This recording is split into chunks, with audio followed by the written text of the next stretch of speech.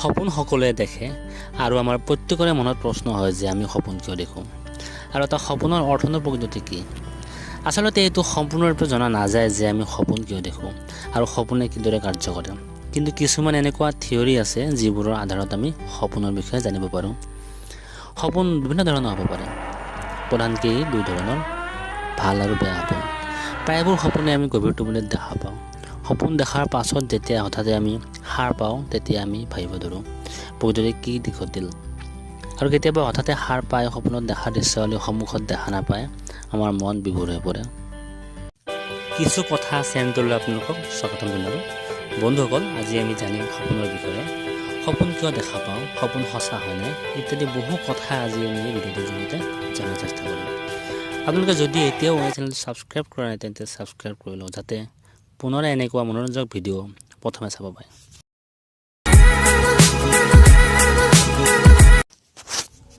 প্ৰতিটো সপোনৰে অৰ্থ থাকে। হয়, আমি দেখা প্ৰতিটো সপোনৰ কিবা নহয় কিবা অৰ্থ থাকে। এজন ল'ৰা এৰাতি সপোনত নিজৰ মাকৰ মৃত্যু হোৱা দেখিলে। তাৰ ঠিক পাছত দেউতাকৰ মৃত্যু হোৱা দেখিলে। কিন্তু যেতিয়া ল'ৰাজনে সাৰ পালে তেতিয়া সি গম পালে যে প্ৰকৃততে তেনেকুৱা হোৱাই নাই। এই ঘটনাটো মনোবিদে যেতিয়া ভালদৰে পৰ্যবেক্ষণ কৰিলে তেতিয়া গম পালে যে ল'ৰাজনৰ মনত মাক দেউতাকৰ প্ৰতি ঘৃণাভাৱ সৃষ্টি হৈছিল আৰু ল'ৰাজনৰ মনত দবাই ৰখা ইচ্ছাৰ বাবেই সপোন দেখা পাইছিল। প্ৰকৃততে মাক বাপেকে ল'ৰাজনৰ তাৰ প্ৰেমিকাৰ লগত বিয়া হোৱাত বাধা প্ৰদান কৰিছিল। আচলতে সপোন কিয় দেখা পোৱা যায়? সপোন দেখাৰ বিভিন্ন কাৰণ থাকিব পাৰে, কিন্তু ইয়াৰ প্ৰকৃত স্বৰূপ জনা নাযায়। ইয়াক লৈ কেইটামান থিয়ৰী আছে, আহক এই বিষয়ে কিছু সম্বেদ লওঁ। টোপনিৰ সময়ত আমাৰ দেহৰ নাৰ্ভ ইম্পালছ মগজুলৈ প্ৰবাহিত হোৱাৰ কাৰণে আমি সপোন দেখোঁ। কিছুমান মনোবিজ্ঞানীৰ মতে যেতিয়া আমি টোপনি মাৰোঁ তেতিয়া আমাৰ ব্ৰেইন নিম্নভাৱে সক্ৰিয় হৈ থাকে আৰু তেতিয়া আমাৰ দেহৰ অইন অংশৰ পৰা অহা সংকেতবোৰৰ কাৰণে আমাৰ মগজু ভ্ৰমিত হৈ পৰে। এটা পৰিৱেশত এজন ব্যক্তিক টোপনিত চেণ্ট সোমোৱা হ'ল, তাৰ পাছত ব্যক্তিজনে নিজৰ দেহত চেণ্ট লগোৱা সপোন দেখিলে। যদি ব্যক্তিয়ে অধিক পৰিমাণে খাদ্য খায় তেতিয়াও বেয়া সপোন দেখিব পাৰে। কামুক ইচ্ছাৰ বাবেও সপোন। আপুনি হয়তো শুনিছে যে কিছুমানে কামুক সপোনো দেখে। ইয়াৰ কাৰণ হৈছে মনত দবাই ৰখা কামুক ইচ্ছা। যেতিয়া কোনো ব্যক্তিৰ কামুক ইচ্ছা পূৰণ নহয় তেতিয়া সপোন হিচাপে সেই ইচ্ছাবোৰ বাহিৰ হয়। সপোনে কেৱল অতীতৰ ঘটনাই প্ৰতিফলিত নকৰে, ই আমাৰ ভৱিষ্যতৰ বিষয়েও জনায়। কেতিয়াবা আপুনি আজি সপোনত দেখা ঘটনাটো পাছত বৰ্তমানে ঘটা হয়তো দেখিছে। অৱশ্যে এনেকুৱা সপোন সকলো মানুহে দেখা পোৱাটো সম্ভৱ নহয়।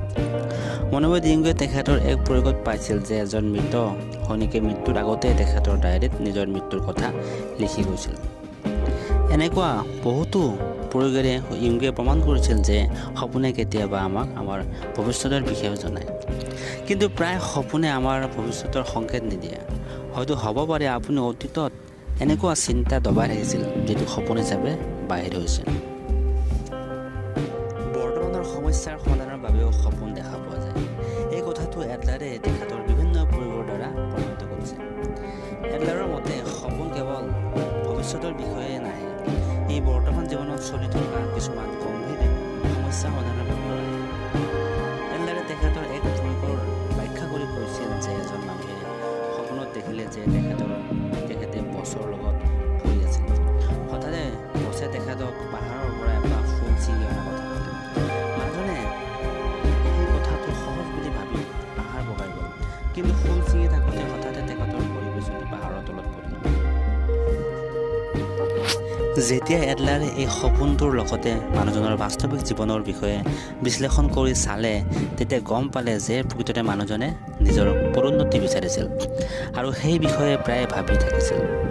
কিন্তু বাস্তৱত তেখেতৰ পদোন্নতি হোৱা নাছিল। সপোনটোৰ প্ৰথমতে মানুহজনে পাহাৰ বগোৱা অৰ্থাৎ ওপৰলৈ যোৱা মানে পদোন্নতিৰ ইচ্ছা বুজাইছিল আৰু পাহাৰৰ পৰা পিছলি পৰাটো যে তেখেতৰ বিফলতা বুজাইছিল। ফ্ৰয়ডে মানুহৰ দবাই ৰখা ইচ্ছাৰ বাবে যে সপোন আহে সেই কথাটো বিশ্বাস কৰিছিল। যেতিয়া আমাৰ ইচ্ছা পূৰণ নহয় তেতিয়া ই লাহে লাহে গৈ আমাৰ চেতন মনৰ পৰা অৱচেতন মনলৈ গুচি যায়। সপোনত সেই দবাই ৰখা ইচ্ছাবোৰ অৱচেতন মনৰ পৰা পুনৰ চেতন মনলৈ অহাৰ চেষ্টা কৰে। ধৰা হ'ল এজন ল'ৰাক বাহিৰত ঘূৰিবলৈ সদায় মানা কৰি থকা যায়, তেতিয়া হয়তো সপোনত সি বন্ধুৰ লগত জংঘলত ঘূৰি ফুৰা সপোন দেখিব পাৰে। এতিয়া কথা হ'ল আমি সপোন কেতিয়া বেছিকৈ দেখোঁ। প্ৰকৃততে গভীৰ টোপনিত সপোন বহু কমকৈ দেখা পোৱা যায়। যেতিয়া আমাৰ টোপনি পাতল হয় তেতিয়া সপোন বেছি পৰিমাণে দেখা পোৱা যায়। এই কথা হয়তো সকলোৱে অনুভৱ কৰিছে। সপোন সঁচা হয়নে? এই ক্ষেত্ৰত চালে দেখা যায় যে যিসকল ব্যক্তিয়ে সপোন প্ৰায় দেখি থাকে তেওঁলোকৰ ক্ষেত্ৰত সপোন সঁচা হোৱাৰ সম্ভাৱনা বহু কম হয়। ইয়াৰ বিপৰীতে কিছুমান ব্যক্তি আছে যিসকলে সপোন প্ৰায় কমকৈ দেখে, কিন্তু তেওঁলোকৰ সপোন কেতিয়াবা বাস্তৱৰ সৈতে মিলি যায়। এনে মানুহ হয়তো আপুনি ক'ৰবাত নহয় ক'ৰবাত লগ পাইছে, যাৰ সপোন সঁচাত পৰিণত হৈছে, আৰু এনেকুৱা ব্যক্তিও দেখিছে যি বহু সপোন দেখে কিন্তু ইয়াৰ এটাও নফলে। আচলতে সপোন সঁচা হোৱা বা নোহোৱাৰ কোনো চাইণ্টিফিক ব্যাখ্যা নাই, কিন্তু আপুনি আপোনাৰ পূৰ্বৰ সপোনৰ লগত বৰ্তমান সপোনৰ তুলনা কৰি এই বিষয়ে আংশিক জ্ঞান লাভ কৰিব পাৰে। সপোন হৈছে নিদ্ৰা অৱস্থাত আমাৰ মগজুত হোৱা কিছুমান ক্ৰিয়াৰ পৰিণাম। কিছুমান মানুহৰ মতে তেওঁলোকে কেতিয়াও সপোন দেখি পোৱা নাই, কিন্তু কিছুমানৰ মতে তেওঁলোকে বহু সপোন দেখা পায়। অইন এটা মতবাদ অনুসৰি টোপনিৰ সময়ত ব্যক্তিৰ যি মানসিক স্থিতি থাকে সেই সম্বন্ধে ব্যক্তিয়ে সপোন দেখা পায়। উদাহৰণ হিচাপে যদি ব্যক্তি টোপনিৰ সময়ত ভোকত থাকে বা পিয়াহত থাকে তেতিয়া সেই ব্যক্তিয়ে খাদ্য আৰু পানী সম্বন্ধীয় সপোন দেখিব। বৈজ্ঞানিকসকলে টোপনিক দুই ভাগত ভাগ কৰিছে। এটা হৈছে ৰেম অৰ্থাৎ ৰেপিড আই মুভমেণ্ট। এই সময়ত শৰীৰ শিথিল অৱস্থাত থাকে কিন্তু চকুৰ মণি অস্থিৰ অৱস্থাত থাকে, আৰু এই ভাগত সপোন দেখাৰ পৰিমাণ অধিক হয়।